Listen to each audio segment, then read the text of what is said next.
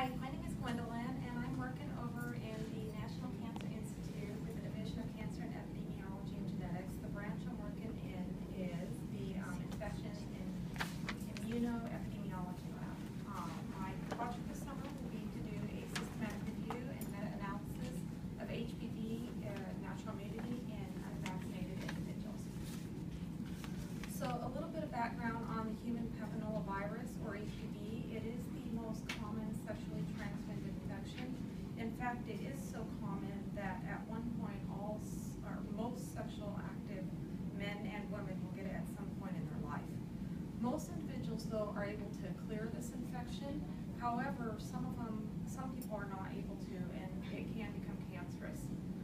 Cervical cancer is one of the cancers that you can get from HPV, and it is it is the only cervical cancer is caused by HPV. Is how you get it. It is the third most common cancer among women worldwide. It also happens to be the second most frequent cause of cancer-related deaths. There is a vaccine out there for HPV right now, or some forms of HPV, some parts of HPV. I guess I shouldn't say part. There's a handful of HPV vaccines out there. However, it only protects you if you are uninfected. If you already have the HPV infection, it obviously doesn't protect you because you've already had it in your body. So what we're looking at is natural immunity. And individuals, once they are infected, a lot of times, like I said, they are able to naturally clear the HPV infection.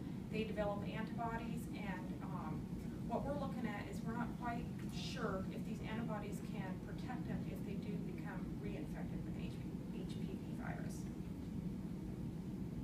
The research question that is out there right now that we're asking is, does naturally acquired HPV antibodies protect against subsequent acquisition of genital HPV infection?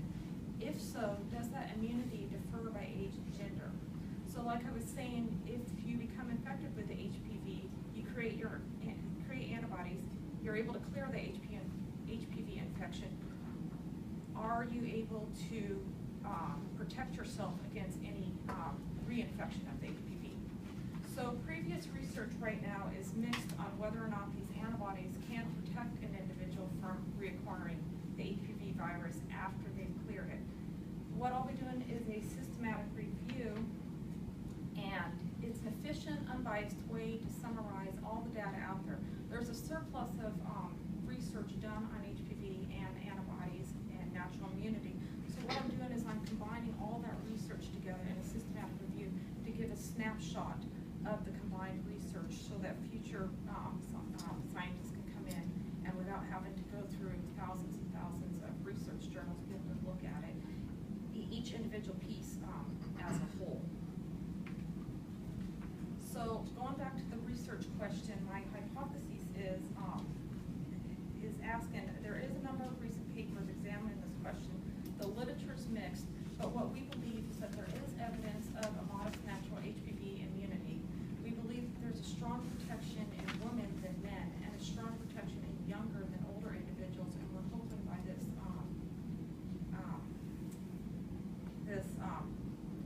by being able to answer these research questions, we'll be able to give a firm answer on these hypotheses by the end of the summer.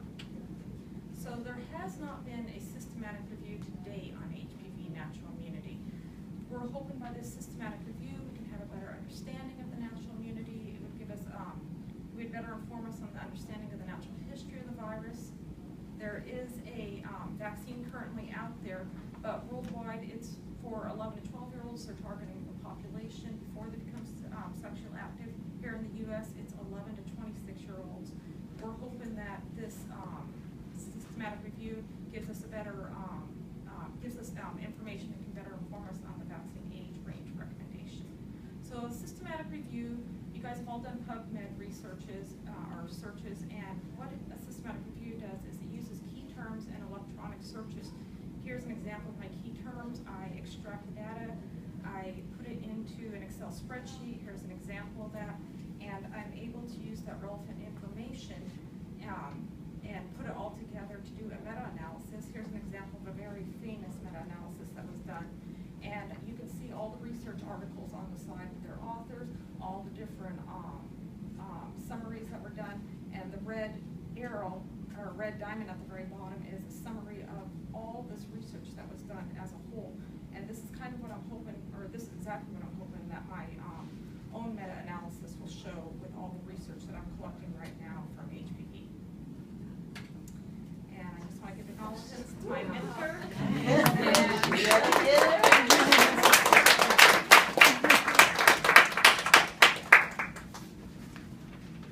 Are there any questions? Yes.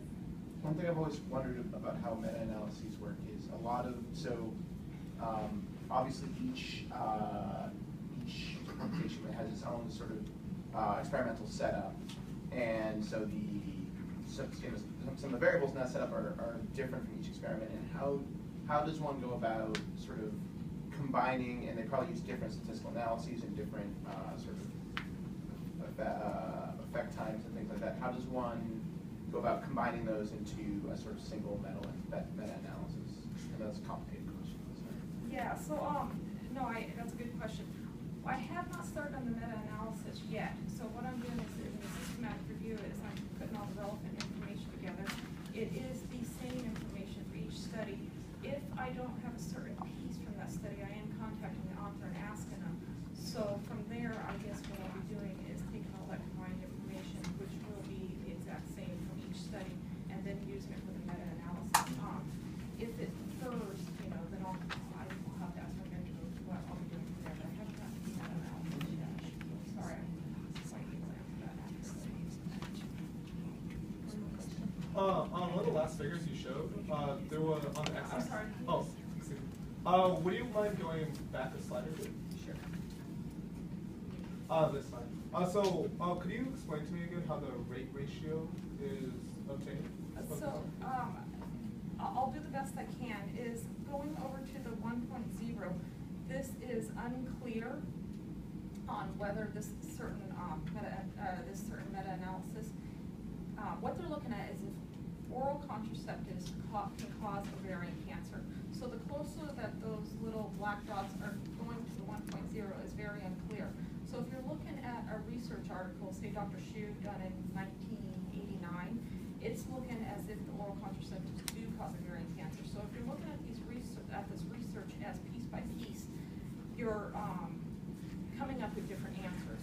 So what we're doing with the meta-analysis is looking at it as a whole, and then being able to summarize all the exact same research that's done out